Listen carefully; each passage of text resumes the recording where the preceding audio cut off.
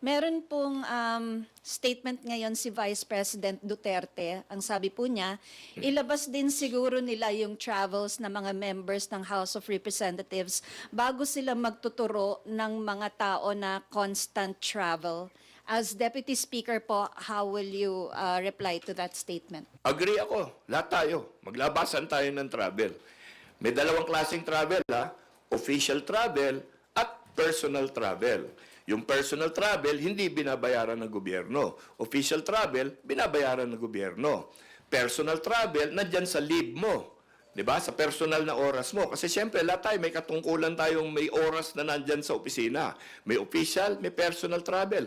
Labas natin. Official travel, labas. Kung gusto nila, pati personal. Ako, payag ako.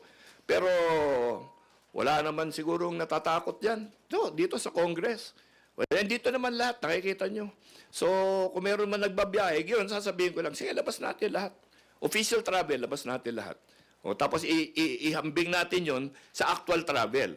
Kasi kung yung ito official travel, ito lang, ang personal travel mo, ganun kalaki, ginawa mo ba yan on your own time or yung sa oras na binabayaran ka na sweldo? Diba? Gawa lang natin ng forma, papirmahin natin at ako, mauna ako, magpapile ako. Sir, sorry, what do you mean by magfa-file po kayo Ng ng report. travels nyo? Hindi, labasan kami ng dokumento kung sino anong travel namin. Opo, sir. Oo, payag ako.